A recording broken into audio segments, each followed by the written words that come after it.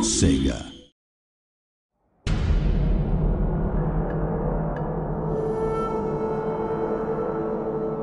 Ladies and gentlemen, boys and girls, welcome to another Total War Shogun 2 battle report.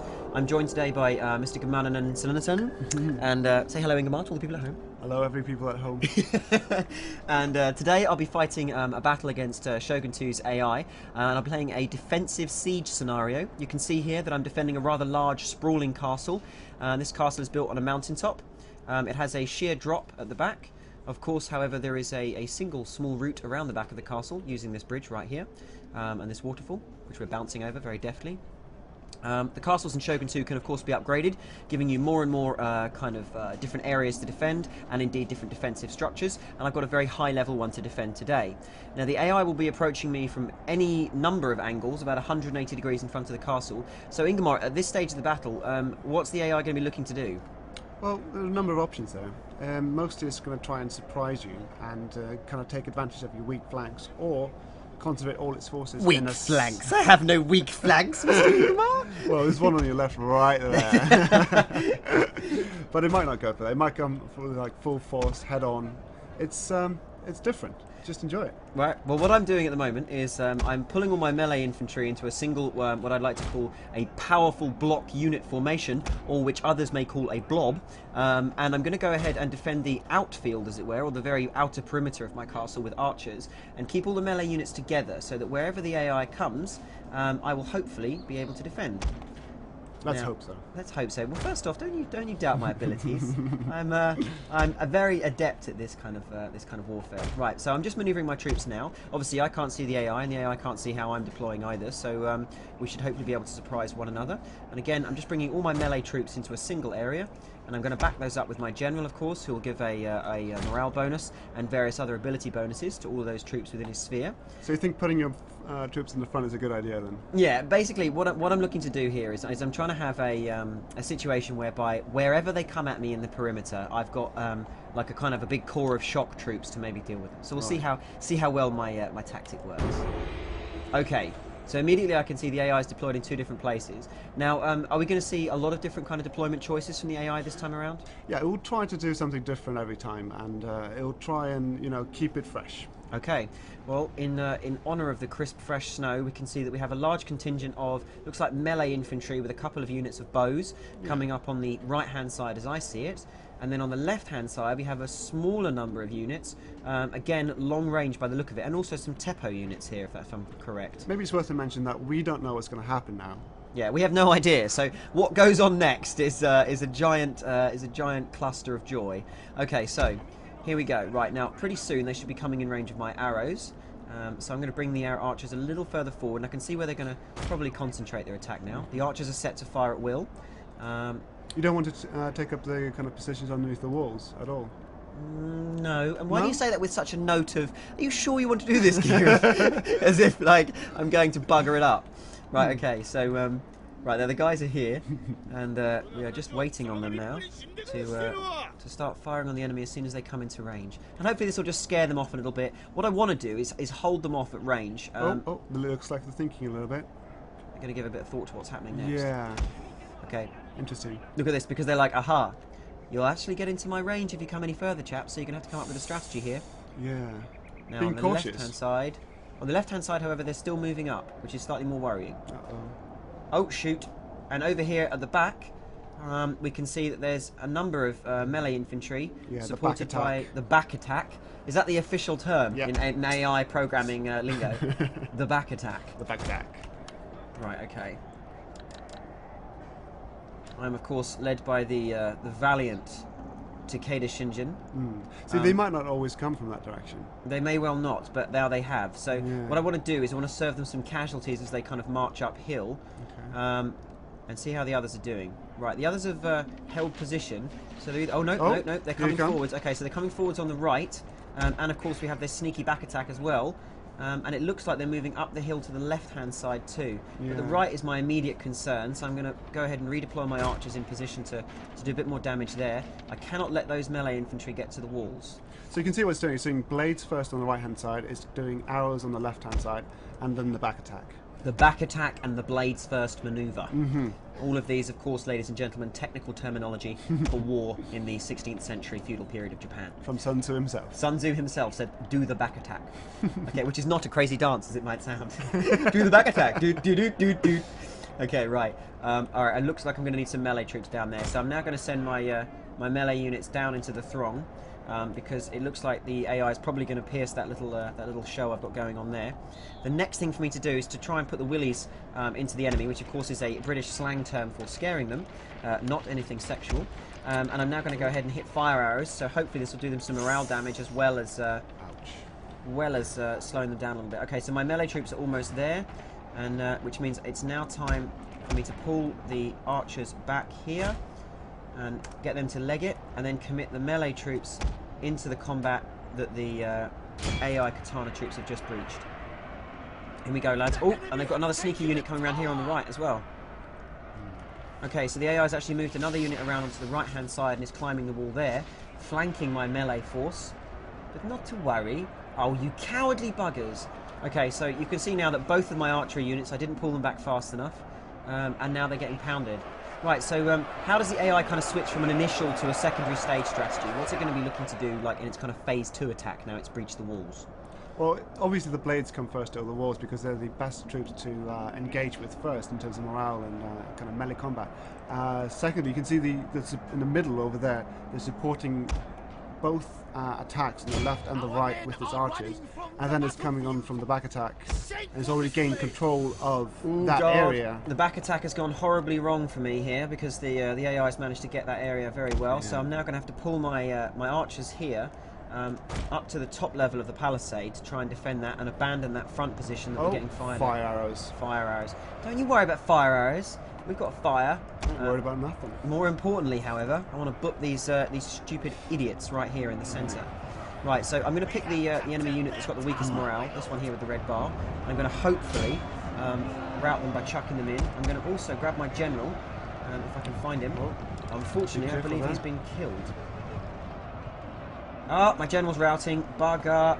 And now with my general rout, you'll see that the vast majority of my infantry also rout, having seen my general be killed by a stray arrow from the outfield. The powerful magical balloons that they wear on their back were no protection against very highly moving projectiles fired from string bows elsewhere. Apparently those balloons are historically accurate. The balloons are indeed accurate. Although you do think they kind of just say, "Hey, I'm a target, go for me." Right, so when your units rout in battle in a siege defensive scenario, they'll rout towards the keep, that's right, isn't it? Yeah. And they'll try, if they can reassemble, they'll reassemble at the keep. Yeah. Oh, this is looking bad for me. We can see now that even my my initial rush to get my archers to defend that wall that the AI has taken via the sneak back attack hasn't gone very well. And my archers are now getting very nastily cut to pieces in hand-to-hand combat. Of course, archers and hand-to-hand combat don't necessarily go together very well. They are archers, but they are also samurais. Oh, and the enemy is capturing this point. Now, what happens if the AI gets a hold of the gates? What does that actually do? It grants them access for cavalry and other stuff like that. So it's quicker to go through gates, but it's harder to capture them. Okay. So you can see in the initial attack, it went through up as many walls as it could do. Look at these cowards streaming back into the centre. But you still have the towers, you know. They do provide a defence. They do provide a defence. The towers provide an automatic defensive position, so that if the AI is able to attack me and gain an area, then a defensive tower, much like, let me see if I can get one in view for our lovely people at home, this one right here, which I'm mousing over now, will automatically fire at any advancing enemy troops. However, they only have to capture this area here, now highlighted, and the tower will begin to fire on my own men, being used against the defenders. You can see in the lower area that they're actually capturing the towers before they advance to gain as much strategic advantage as they can. I'm now moving all of my forces into the centre in a final ditch scenario to attempt to control the middle, because this is obviously what the AI is going to go for next. And their troops have, as you can see, made it to the walls and are now beginning to scale them. So we are going to have some serious trouble here. Now, this is where you mentioned if they capture gates, then of course they don't need to scale the walls, so they take a lot less casualties coming in. Does the AI prioritise things like attacking and capturing gates and things like that? Definitely. Okay, well, we can see now, unfortunately, that my last-ditch attempt from the sneaky back attack has indeed failed. So I am now kind of recuperating and reconstructing my forces in the centre. Now, I wish I could explain that slightly more tactically, but the truth is, it was a dishonourable retreat into the middle, which I now hope to try and salvage some kind of defence from. Right, let's see what we've got going on here. Right, so the archers are still kind of on the outside walls here, and the enemy melee infantry have made it up the back walls. Now, can the archers themselves actually scale the walls? Or, they can, but there shouldn't be reason to do that until the melee troops have gained a foothold there. Okay, so it'll prioritise getting the melee troops over the wall first. Yeah, I mean, as a sensible player would do. It looks like I'm taking some seriously big firepower here. Something's literally scorching the earth in front of those guys. And because arrows go in a nice arc, you don't really have to be in the castle to do damage, like we see right there. Even though you're in the centre of the keep, they can keep on hurting you. Yeah, exactly. So the AI is actually getting quite a nice lot of volleys up into the centre of the keep here. Now, their accuracy is not going to be great, given that they're firing uphill. But still, they are doing me some damage, which does prompt me to perhaps retreat behind the keep itself. Literally, no, I'm not a coward. I'm a tactical mastermind. This is not cowardice, my friend. This is leadership personified. Dishonourable. Dishonourable, my buttock. Right, okay. My singular buttock. I don't even give prevalence to two. Okay. So you can see here now we have these chaps coming into the centre. Now I'm literally going to be defending to the last in the middle here. The tattered remnants of my unit's flags unfortunately exhibit the fact that I've been butchered. See, it's in no hurry at all. It's just grabbing those towers, grabbing those gates. It doesn't want to take any casualties as it moves, I assume. So it's grabbed the towers now, which means if I come anywhere near it, the towers are going to get destroyed. Oh God! Look at those flashing white banners. This is not a good sign. Okay. Right, the next thing to do then is to valiantly defend this one side that we have remaining. And you can see there that the AI is sending up some of its troops, and we're going to send in everything we have on that flank. Naginata in, Bo Ashigaru in. Now, of course, Ashigaru in close combat is generally a very, very poor tactical decision. Yes, but as they are in the central keep now, they will fight to the last man because this is their last stand. There is There's no nowhere way else to out. go. No. Aside from over the side of the mountain and into the waterfall. Or on the top of a katana sword. There is nowhere else indeed, yes. Go home on top of the sword. Well, listen, AI, strike me down now. I should become more powerful than you can ever imagine. Unfortunately, I shan't become more powerful. I'll just lose this region on the campaign map. Okay, so right, let's get the AI on the back foot a little if I can by firing at him with some arrows. You can see here we've got the arrows going in, and again I'm going to switch to fire arrows, which of course are a special ability on a cooldown timer. And have those hopefully. There we go. We've started to rout the one AI unit coming in on the left, so I can at least score a minor victory there by good use of the Bo Ashigaru. Now let's have them fire onto these chaps here who don't yet own the gate. Oh, bugger! The first of the melee infantry from the other AI charges made it into the centre. And they're now scaling all of these walls, and here they come, ready to capture the middle. The time is right. The time is not right, the time is wrong. Okay, hang on. The time, according to getting my buttocks kicked. Right. Okay, the AI melee infantry on the left is now not much more of a threat. However, this large force moving on the right is. I still need to keep what remains of my army behind the keep to stop them getting pounded by all those archers out the front, which are in a very handy position. But there is nothing remaining to do aside from stick everybody in melee mode and throw them in. This is what we call the last ditch. Here we go, lads. Look at these. How swift thy sword, peasant. Cut to pieces. My peasant Ashigaru here being destroyed by enemy Nodachi samurai. A Nodachi, for those who are not in the know, Nodachi, no doubt, is of course a two-handed, large, almost broadsword style weapon. Not a katana, but somewhat similar. And unfortunately, of course, the samurai outclassed my own lowly Ashigaru units, meaning the likelihood of them winning this close hand-to-hand engagement is very small. So, does the AI take much notice of the kind of rock, paper, scissors relationship between units in this kind of encounter? Or does it just use whatever it's got to hand? I mean, obviously it tries to, but in a large castle like this, it's got, you know, it is the most sensible. Through the neck. Stabby in the face. It will try and prioritise forces into it, and then do the best matchup it can. Obviously, it wouldn't be a good idea to put the archers first. No, of course. Ooh, beautiful.